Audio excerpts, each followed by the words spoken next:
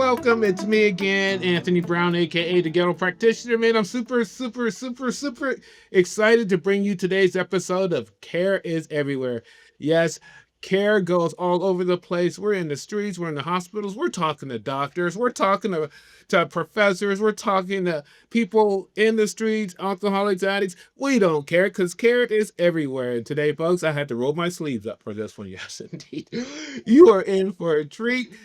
I want to introduce you to a very wonderful and inspiring young lady. Now, and her name Renee. She's gonna tell you about her because I'm not gonna put the cart before the horse. I just want to and as you guys know, I get really excited when I get to do my show.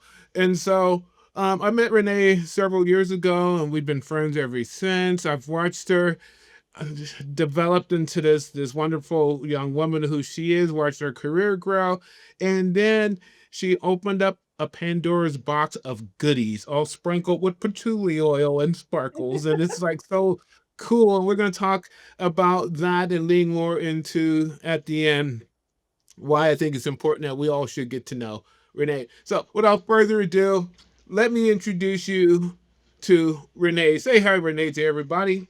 Hello, everybody. How's it going? Happy Friday And Eve. happy Friday Eve. And you guys know how we do it on the show. We just talk because we're human beings. We can navigate, negotiate, we can articulate and communicate. All of those things bundled up is what brings us who we are today. And Renee, just tell our listeners a little bit about the background. Who's Renee? Oh my goodness, Renee.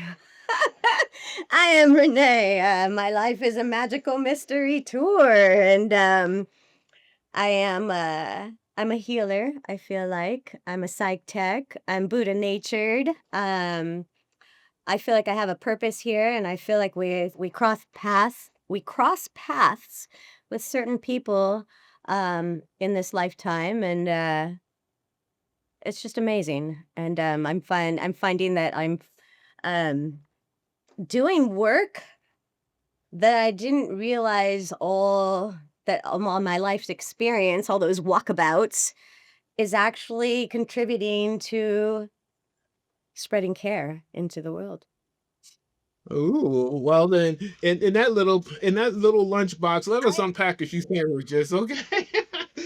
When you say you're a psych tech, because I'm a psych tech, Cypress College alumni, and you're a psych tech as well. So for the people who don't know, because on the East Coast, a psych tech is something completely different than what a psych tech is on the West Coast.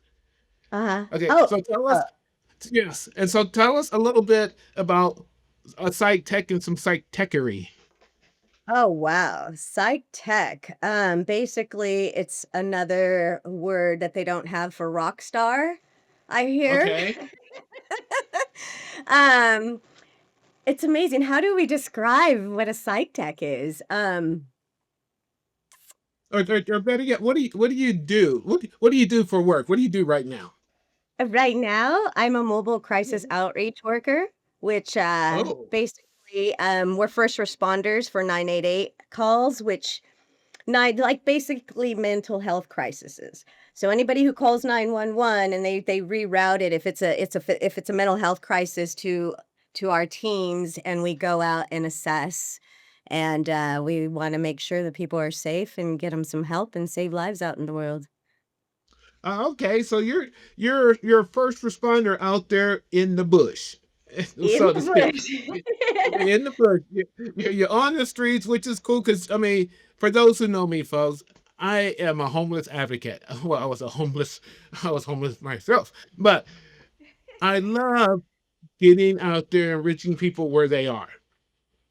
Sometimes our society waits until it just gets too critical. Then we bring you to a hospital. You got to get stabilized, keep you for a short period of time, and then return you back to nature, so to speak. Yes. Here, you go right to where the people are and you work with them. And that's and Yes. that's that's huge. So many people. So I like that aspect of the psych tech world. And so when you're out there, without giving any names or anything, what do you think has been one of your most rewarding experience out there being a psych tech on the streets? Oh, wow. I would have to say the most rewarding experience was getting the name the Ghetto Shuffler. The what? The Ghetto Shuffler. Just Oh, like the not in ghetto the practitioner. ghetto. Yes. So I have the name the Ghetto Shuffler out here in Long Beach, the Okay. LBC. Basically, I was helping a woman who was wanting to hurt herself by jumping in front of those big rigs out, you know. And so I went to talk to her and I have to say she scared me, but I had to go in there and just be real and, talk to her. And I was able to make that connection. I was able to What's make that connection. I was being real. I met her where she was at. No judgment, and she was able to get onto the gurney, we got her some help. It took a lot, but then she came at me and she's like, "You the ghetto shuffler." And I'm like, "Oh my gosh, what does that mean?" She said I could go to any ghetto and fit right in. So I go back to my team and I go and debrief and they're like, "That is a compliment." So, um, just being able to talk to someone and also seeing the before and after, working with them and seeing the difference and the growth and the love just for accepting them for who they are, you know? mm, nice, nice. And I like the first part of your name, ghetto, because for some odd reason I'm just like, that's I'm a ghetto practitioner because I'm just practicing on, how Oh, I'm practicing nursing skills, but I'm not perfect with it, so I'm ghetto. And which is totally cool because I want to be out there with you, side by side, saying, hey, you know, things may seem critical, but it's not really that bad. Let us help you. And right. to show more empathy than sympathy when working with other individuals. And so I think Absolutely. that's kind of huge and you know enormous, and thank you. And so other than being out there as a ghetto shuffler, I know, and I've known you for years. Okay, I've known you for years, and I've Yeah. watched you also fit the role as an educator Yes. in certain arenas and things like that. And so tell me, since the psych tech seems to be so expansive, how did it feel being a teacher of others or to others? Oh my gosh, it was, invigorating, I have to say. Only because it's like, I'm so passionate about what I do, and I believe from the experiences that I had, I was able to tie my stories into getting that point across, especially, being a peer support specialist trainer. That's what I was doing, and, making sure they know those to understand those 17 core competencies that California wants them to know if you're gonna be going out and working in the field, like trauma-informed care. How do we approach people? We gotta be trauma-informed, being able to understand what psychiatric rehabilitation is. It's basically helping someone get a life, and person-centered, it's about the person, they're the expert of their own life, and we gotta go in there not thinking we know everything, and, I just lost my train of thought, but I get so excited about it, and to be able to penetrate and be able to give someone another to be able to look through another colored lens, I seem to Mm, be able to do that pretty well, and it's like I feel like I'm penetrating hearts and invigorating their minds, opening their minds when I instruct, but I believe it's because of the passion and because of the work I do and because I am do well and able to make those connections, I'm able to share that. Um, yeah, and I think it takes, I don't know, it takes a special person to be able to be tailored into whatever subject that they want to. They're subject matter experts. right. Okay, okay. And that's so cool that we're able to adjust and adapt and evolve with the individual. Oh yeah, We can sit and feel and have compassion and empathy where they are so that they can feel comfortable understanding that we're not there to point fingers, we're there to hold hands, you know. absolutely. And it's not because our model with Brown Manor or our foundation is we offer a hand up, not a handout. Yes, Okay. yes, We want you to eat, but we don't want to always have to cook the food. Okay. We right. want to teach you to not just how to use the ingredients, but how to go get the ingredients to make what it is that you need in life. And that's what helps us as being teachers and healers and all those other things. And that, I feel deep down in my heart, is one of the unique features of a psychiatric technician. Cypress made, by the way, little shout out for Cypress. Woo, Okay, so yay. yeah, and so So I that's cool. So and what I find that I notice that warms my heart is the joy I feel from you as you talk about your craft. And that's that's good stuff, man. So because once you like what you do, and I think it should go across all spectrums of employment, once you like what you do, it's no longer a job. You oh, know, it absolutely, you absolutely. know it becomes a passion, which is great. So thank you. All right. So getting back into that metaphorical lunchbox that we said we're going to unpack, let us grab another sandwich out of there. Okay. Now Alright, you let's do mentioned. it. Here we go. Okay. Now you mentioned Buddha nature. Ah, Now, yes. now, now that in itself, just even saying Buddha nature makes me feel like I got hit in the face with a bag of patchouli oil. And I can't help myself. I am who I am. So tell us, what do you mean by Buddha nature? Can you break that down for our listeners? Absolutely. For myself, this is what my definition of Buddha natured is, you know, going through the many walkabouts in life with my lived experience, and my own, trauma. Um, I Shit, I lost my thought again. Buddha natured. Okay, and then I started getting more into yoga. I've been doing yoga for over 30 years, right? So sometimes we could get in a space and we forget what our we can forget what those things are that bring us passion. We forget those things that bring us happiness, those coping skills, I guess you can say, those things that just bring joy to us. Um, and so for me, looking more into Buddha, like I love Jesus and all that stuff, but I love learning more and different, aspects of things. And for me, I read a book about it and Buddha said, the first thing it said is life is difficult. And Mm, I thought, huh, and it's all about sitting with that pain and leaning into it and feeling it because that's what life's about. And I feel like, once I accepted that, it's like, okay. And for me, I know that I could go within. This is my own like spiritual juju stuff, but for me, hey, it's going bring within, it home, sister. Bring it home. right? I found myself going within. And for Okay. me, I feel like that's Buddha natured, where it's like, um, yeah, I go within and I do the work spiritually to try to be better every day. Okay. Okay. Now we're gonna dig into that going within. What do you mean? You find yourself going within? Tell us a little bit about that. Going within. I think, I don't know if I told you I'm a peer myself. I have my own mental health, um, diagnoses and all that.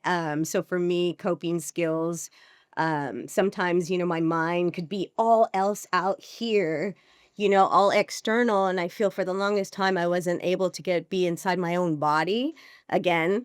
I believe since age 4, which we talk about trauma.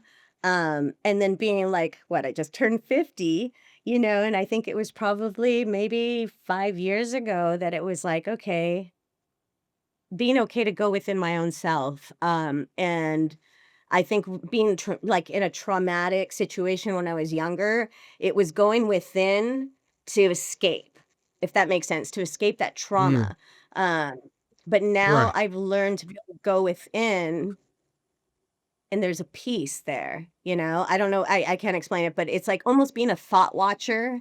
Like, I envision myself going within and just watching these thoughts going by, and if they hurt, okay, breathe, it's just a thought, and not like every thought that I had, I would run with it, if that makes any sense. I hope No, that no, makes it's sense if I all. wrapped it up. It does. It reminds me of that statement: uncover, discover, and discard. Oh, You yeah, yeah, go yeah. in, you find something that's like, okay, this used to hurt, but I recognize that this is just what it is, and let it go. And all of a sudden, I find that the more I remove things, the more comfortable I am with the person I discover, which is truly me. Yes, absolutely. That I feel Buddhified. Okay. I Okay, feel now that I mean, beautiful. that's something I can experience, you know what I mean? Just taking that trauma and turning it into something else, you know, because I believe, like, hurt creates hurt, but then Right? recently, I think I heard, healing creates healing, like, I didn't think to turn it around the other way, and I was like, "Wow," you know? Um, Mhm. but yeah, that's my Yeah, 'cause experience, and it's a lot of looking in the mirror and looking at yourself and being completely honest, and it can be ugly, and not a lot of it is really ugly and it's painful, but it's like, sometimes we need to go through it to get through it. right, right. Exactly. And what is it that old saying? Pain is a touchstone to growth. Oh, I You haven't know, heard that one, I like that. well, you heard it here at the Ghetto Practitioner. But yeah, and so that's kind of cool. So I understand that Buddha nature, to understand the side tech stuff. And one thing I want to tap into your brain because something you do all the time that I find fascinating that I can't do, it's long distance running. Okay. Now, Ah! when you tie up the sneakers and take off, is it when you're running, okay, the only I have seen long distance runners and I've watched Forrest Gump go across the USA. Okay. But you are the first long distance runner that I actually got to sit down and interview. Oh, wow, Now, okay. yeah, and so for those who might want to try it, what do you think Yes. they need to be prepared for once they launch into something like that? Well, first of all, Oh, what's the furthest you've ever ran? 38 miles. 38 miles nonstop. Yeah. Well, of course, it's a lot of walking and doing your nutrition and just getting through it. You have a time allotted, so but that was our fun run. So it was all good. We took our time. 38 miles for a fun run. Yeah, I got My So I have those friends that call you in the morning at 4. They're like, "Hey, let's go run at 4." They're really early for really long and I'm like, "Yes, let's do it." now what how does one develop a mindset? I mean, I'm sure you just didn't jump up around 38 miles. How did you do that? Tell my listeners how could they be like you? Oh my gosh. For me, okay, so we have coping, we go back to coping skills, right? We go back to Okay. finding those things that bring us passion, and running was something that helped me get through school. I started doing what is it? Competitive running in junior high, and for me it was an outlet. It was an outlet, but of course, those are long, short distances, and it wasn't until my 40th birthday that I was like, "Hey, I wanna run a marathon," just as a goal, you know? Um, and then I got really into it, and for me, running really helps, like, I feel it helps me burn I don't like to I know we're doing, person-centered language, but I run to burn the crazy, you know what I mean? I Okay. run to get that Okay. out, and I feel like I've been through so much emotional and physical pain that ain't nothing. Like, for me, I can run miles and miles and miles, and that physical pain is nothing compared to the emotional and, psychological pain that I've been through. But to get to where I'm at, I mean, if you let's start small, 5K, 3 miles, 10K, half marathon. I am involved with Up and Running again. I don't know if I can mention that, but it's from What you homeless to do? half marathon. So I volunteer with the rescue missions and we partner up with something and we help them train for their first half marathon. And it's just a beautiful thing, watching people that accomplish something that they don't ever think that they can do. Okay. Can you give them a plug again? What's the name of that organization? Up and running again from homeless to half marathon. It's the Orange, if you're Orange County or Long Beach, it's the Orange County Rescue Mission and the Long Beach Rescue Mission get together. And they're faith based as well. So take a look at it. They're everywhere. Okay, great. Love it, love it, love it. And you heard it here, folks. A place that if you want to partake and learn how to run and meet Renee, you know where to find her. It's so great. Okay, and so we went through some education. You are just a wealth of information, and I feel so grateful, Aw. so Well, I learned from grateful the best. to I learned from the to best. talk. Well, I mean, I'm not taking any credit, but thank you. Okay, and so and so let's okay, so you're a sci tech, you're a teacher, you got this Buddha nature, and oh, here's a good one. I love this one. What people don't know is, and I'm gonna date myself because I once upon a time, and I wrote about this. I got up on stage next to Jerry Garcia and got drug off in one of my drunken hands. Yeah. Now, I do know that you have a certain flavor toward a certain type of music. Tell us, what kind of music does a person like Renee enjoy? Oh I love all kinds of music, I really do. But I would say, I'm a deadhead, I like blues, I like, classic rock, I love, bluegrass, jazz, hip hop, oop, oop. But, Yeah, yeah. I love the dirty blues, I just have to say I love the dirty blues. The dirty blues. Yeah, some dirty blues, Well, I like don't some even know. blues where they're out on the porch playing playing their guitar out in the middle of nowhere. The dirty Okay, blues. okay. So dirty blues, a deadhead, and a And runner, Leadhead. I love Led Zeppelin. I'm a Leadhead also. and So okay, yeah. okay, cool, cool. And so, oh god, I would love to pick the brain of a deadhead. Oh my gosh, pick away. I heard you got lost at Shakedown Street a couple times. And it's really interesting because today's generation missed a whole Oh, experience. A whole experience. I can tell you some stuff that I didn't even get into the show, and I had so much fun without even. that's what I went to I'm saying. Some places people and I went to places and never even left the park. Okay, Oh, but that's that's a whole awesome. different show. Okay, so good stuff. Now you have a passion for creativity. Yes. Okay, Um, and I would even honestly, because I've seen what you capable of doing. I'm gonna call you an artist, okay? Because that's what you are.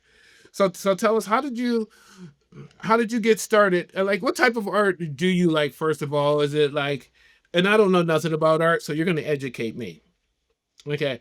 So I don't know what to call somebody who takes a pencil and sketch things, or take a paintbrush, or use different kind of textures and canvas. I don't know.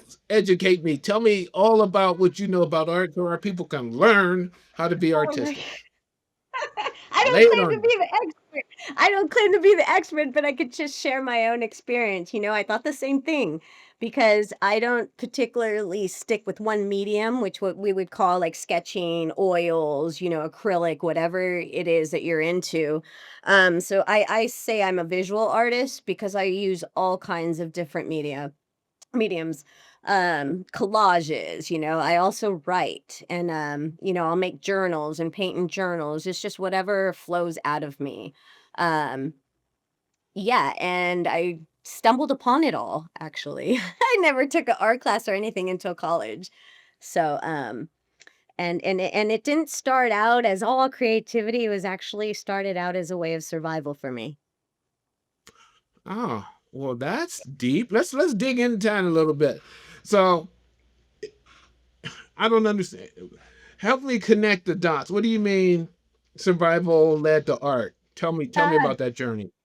I would have to say, sometimes we can't, from my own experience, going out when Okay. someone's having a mental health crisis, sometimes we could be in a funk in a spot and get into a place where we don't think that there's solution, right? And, you know, being having in college a lot of suicidal ideations, not really understanding anything. And, just one day I had some paints and some paper, and instead of hurting myself, I went ahead and just painted.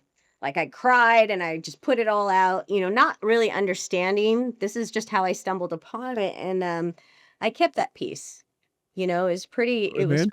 profound, and it wasn't until months later, I had it hanging up and I realized what it was. And if I'll describe it Okay. really quick. Okay. So my thoughts were, um, I wanted to hurt myself. So therefore, Okay. I'm thinking no arms, no limbs, just my torso, right? And Okay. in this painting, it was the shape of a woman, just the torso. Um, there was a black heart. And at the bottom, at the pit of my belly was like a little devil, like with his hand pointed up in my to that heart, and there was a cross in the center of my being, yet there was a spiral for the head, and they were like calm, cool, white, green, blue colors and yellow. And it was like from this black heart came these little dots of yellow spots to the spiral, and it was like everything was calm up here, but my body was going through something, and that I feel like what it was that I was feeling that I got out. So if that makes it I looked at it later and I thought, "Holy shit." I'm sorry if I can say it. It Yeah, was so too profound. late now. It explained it explained what I was feeling, and I Oh didn't know it wow. at the time. So when I create art, it doesn't come out till later that I'm like, "Oh, that makes sense." So I always wanted to go to school to be I always wanted to get my master to become a art therapist, which I didn't know that existed, you know, Uh-huh. using that as a therapeutic tool. So from that, I got into trauma informed art, and I'm really big on using art as a form to heal from trauma.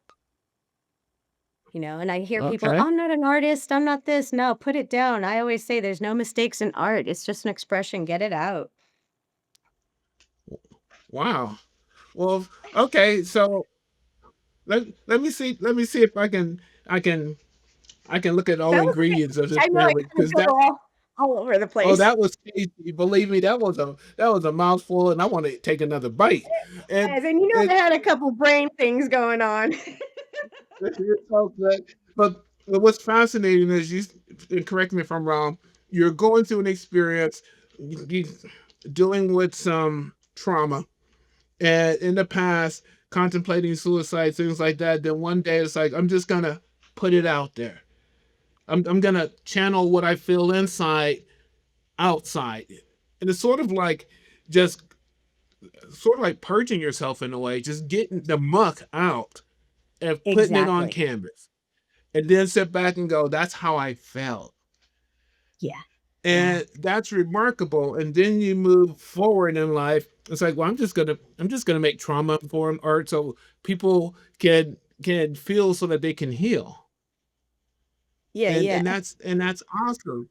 And so are you teaching this right now? No, but I so want to, I just want to get together with a group of people and just let them, give them art supplies. Like, hey, let's go at it. Let's play some cool music. I do have some ideas. I really do want to put something together, to create a program, out there for people, and even like maybe train facilitators to do the same thing. And I know there's a place in Santa Monica, and this is where I came up finding out about this kind of work. I was a domestic violence counselor, and I ran the children's program in emergency shelter. I worked for SCADP, Southern California Alcohol and Drug Programs, and they sent me on a scholarship to this place called A Window Between Worlds. And actually, you go there for a training and become certified, to be able to do art projects with children, trauma informed. It was really cool. Yeah. So I kind of want to tailor that to just anyone, not just specifically for children, but for everyone, anyone. Um, yeah. I was going to show Okay, you some okay. of the piece, but I.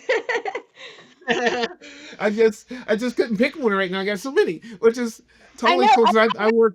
We talk about letting it out and purging, and then later on, I'm like, "Holy shit!" Like that's what it was. Just realized, like, yeah. And so after you get done painting, do you how do you feel once you get done with producing a masterpiece or something that pretty much details your inside so others can see it while they're on the outside? How do you feel? Oh my gosh. Well, I think it starts out, I'm feeling, I'm hurting, I'm purging, and it's like that release. It's a release, and it's not till later when I go back and I look at it, and I kind of feel like I get a download from the Okay. universe, like, "Hey, this is what it's trying to tell me." And that's when I get excited, and that's when I was like, I feel like I do have some sort of connection and talent. Um, there's something there that I have, I feel like, that, I'm able to channel, if that makes sense, through my art, and I wanna share that with others, because I feel like it could heal others as well. I hope that answered your question. I wasn't quite sure if I did that right. It did. It did.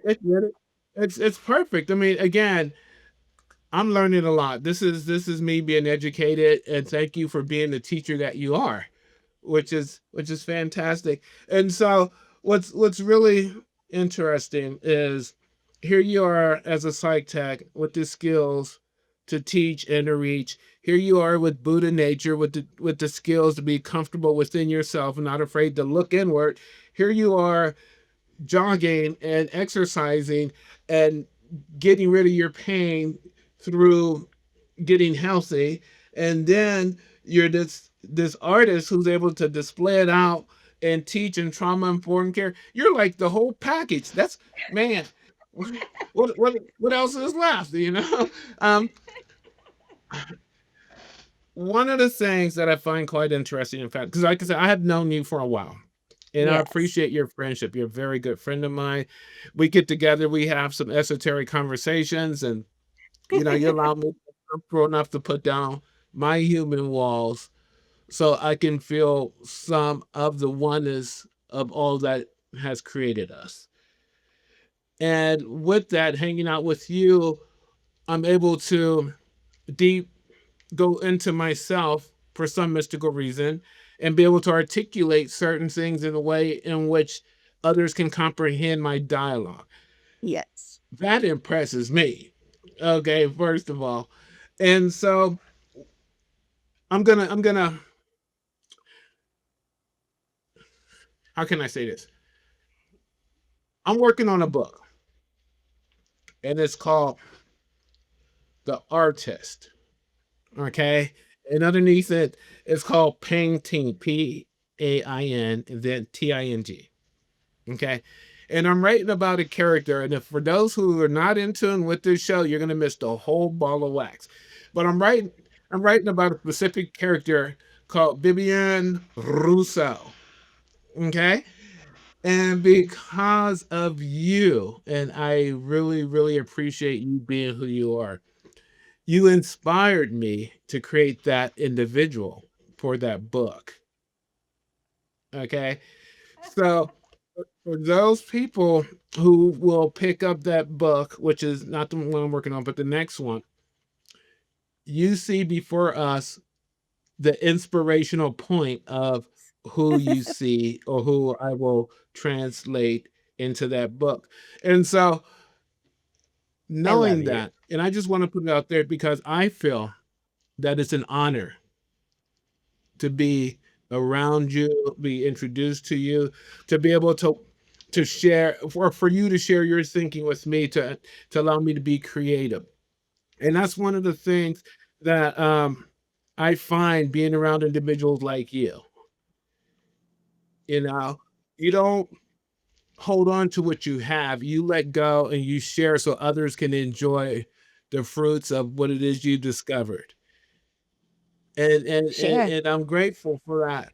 And so knowing I love that, okay, what is it that if you was gonna tell the world some wise advice on how to navigate today so that you can have a better tomorrow, what would you say? What would you put out there for us? Give us a Oh tidbit. my gosh, you're putting me on the spot. Gratitude. Gratitude. Gratitude. know? I feel like if you could sit there and write 5 things that you're grateful for, you can't have a shitty day, man. Put some music Okay. on, dance like a silly person in your kitchen, you know? Dance like nobody's looking, no regrets, go all the way. And I also too, like, here's something to think about as well. a student had me, kind of threw me off with this curveball because I love to ask, like, hey, if you had a superpower, what would it be? She goes, can Okay. I ask you a question? I said, yes. She goes, what would your 8-year-old self, Renee, tell you today? Hmm. And I thought, huh. And then she said, what would your 80-year-old self, Renee, tell you today? So in a sense, it kinda I think if we can ask ourselves that question, it could put us in a perspective, and, make a goal that scares the shit out of you. Make a goal that scares the shit out of you? Yeah, do something that you just why not? The worst that could happen is they could say no or you don't accomplish it. But those things that we have that we wanna do, like, try them. Do it. Give it a try, give it a Okay. stab. Give it Open a up your stab. kimono. Open your Up, kimono. up, Let your hair down. That's up, what I open up say. your Open up clothes. your kimono, be you. I know there's some people that I sing in the car and I'm jamming and they're looking at me like, "Oh my god, I'm so embarrassed." It's like, do you know the people next to you? Like, who cares? Like, have fun, be you. I think for so long I was so worried about what other people thought about me, but like I said, you know, I am neither my mind nor my body, and that's why I have my little stardust right here, tattooed here, because if we unzipped our meat bodies, you see a little bit right there? I'm kissed by Mm, stardust. I feel like if we unzip each other, like if we unzip these meat skins, these meat suits that we have on, we're all stardust. We are all hmm. stardust, if we think about it, and we're all children of God, and you know, um, I think, and then also, we're throwing some lessons in life. If it keeps coming around, you keep getting yourself in this situation, and let's take a look at it. Maybe do something a little different. We get these experiences over and over until we learn that lesson. They'll just come in different forms. And I love you to pieces. I want you to know that you've been a big part of where I am today, watching me grow and bitch and moan about all these different things. Like, you've been a mentor, you're my instructor, you're my spiritual guru, you're my best bud. Like, so I appreciate you, and I just want you to know that I learned a lot from you, and I wouldn't be as far if I didn't have a mentor like you. Aw. Love Man, you. that just hit me in the spot.